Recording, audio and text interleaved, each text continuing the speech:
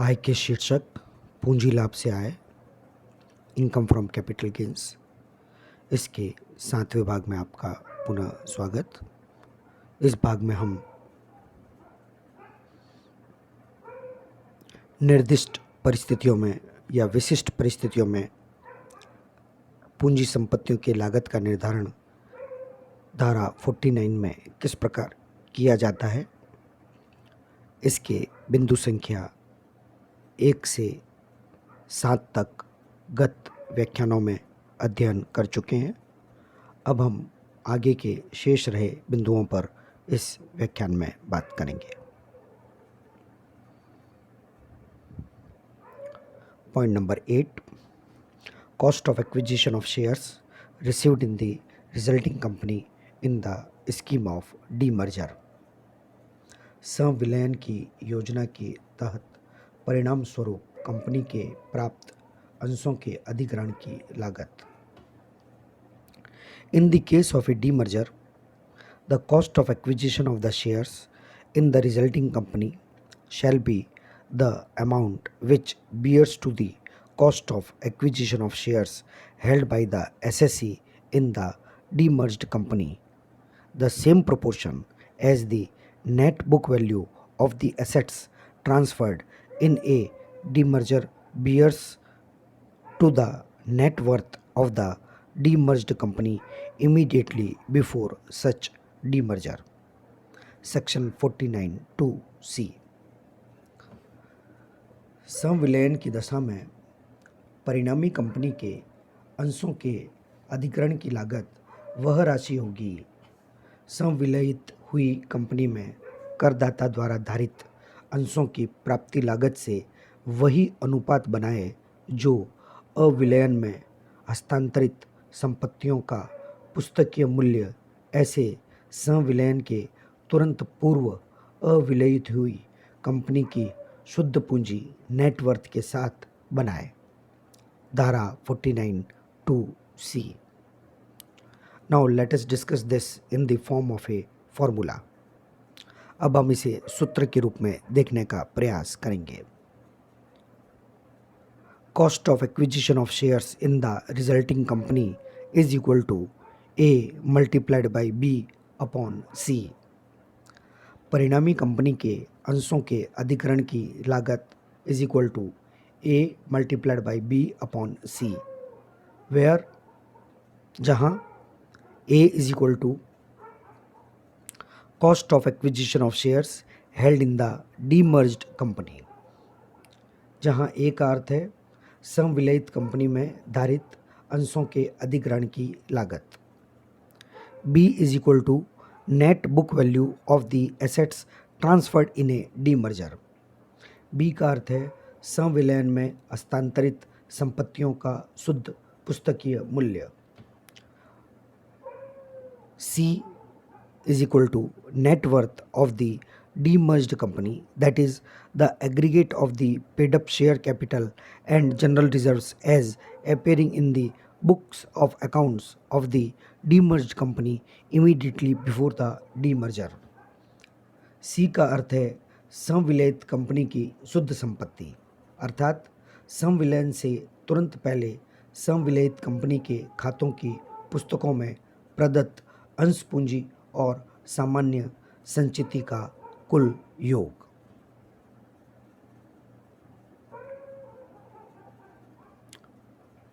Point number 9, cost of acquisition of the shares held in the demerged company.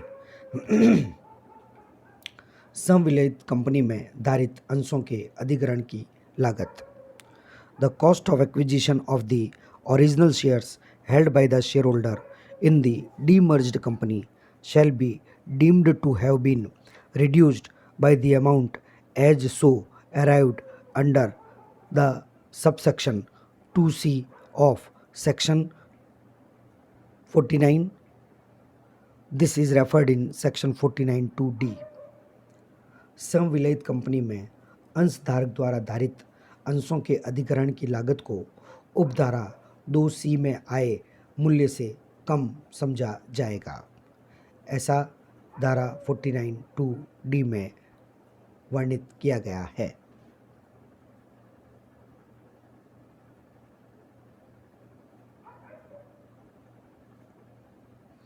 Point number 10, cost of acquisition of property subject to tax under section 56(2)(10)। धारा 56(2)(10) में कर प्रभार्त संपत्ति के अधिग्रहण की लागत। Where the capital gain arises from the transfer of such property which has been subject to tax under section 56(2)(10), the cost of acquisition of the property shall be deemed to be the value taken into account for the purpose of section 56(2)(10). So is referred in section 49(4). We will discuss the example in the chapter income from other sources.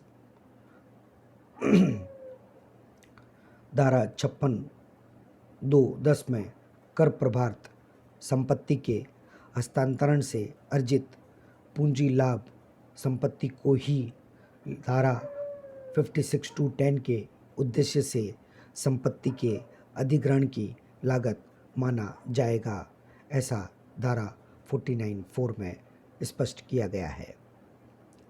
हम इसका उदाहरण समझने के लिए अन्य स्रोतों से आए शीर्षक अध्याय का अध्ययन करेंगे, तब विस्तृत में बात करेंगे।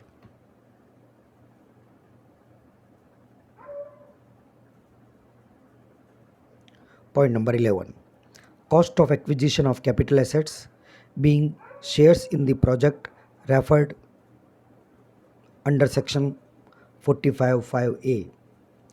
पूंजी संपत्ति के अधिग्रहण की लागत धारा 45(5)(a) में संदर्भित परियोजना में हिस्सा अंश।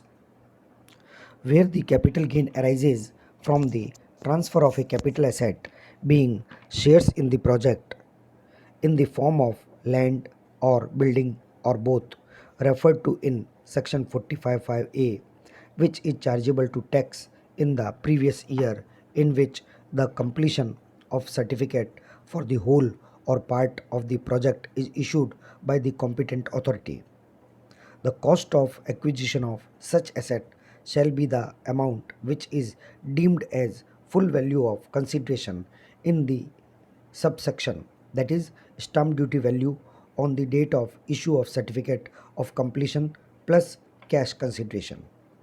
However, this does not apply to a capital asset being share in the project which is transferred on or before the date of issue of said completion certificate, referred in section 49(7).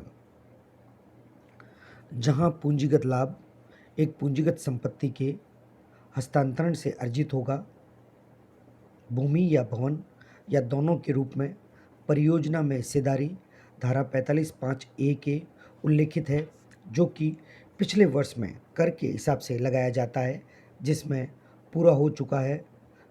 संपूर्ण प्राधिकरण द्वारा सक्षम प्राधिकरण द्वारा परियोजना के पूरे या हिस्से के लिए प्रमाण पत्र जारी किया गया है। ऐसी परिसंपत्ति के अधिग्रहण की लागत उस उपधारा में प्रतिफल का पूरा मूल्य माना जाता है। तथापि प्रमाण पत्र जारी होने के तिथि पर या उससे पहले के पूंजी संपत्ति यानी किसी परियोजना के हिस्से के हस्तांतरण पर यह लागू नहीं होगा, ऐसा धारा 49(7) में बताया गया है।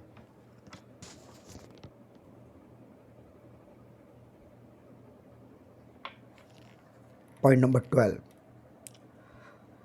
cost of acquisition of a capital asset which was used by the assessee as an inventory। पूंजी संपत्ति के अधिग्रहण की लागत जो करदाता द्वारा रहतिये के रूप में प्रयोग की जाती थी। Where the capital gain arises from the transfer of a capital asset which was used by the assessee as inventory earlier, before its conversion into capital assets. The cost of acquisition of such capital assets shall be deemed to be the fair market value of the inventory as on the date on such conversion, determined in the prescribed manner as referred in section 49(9).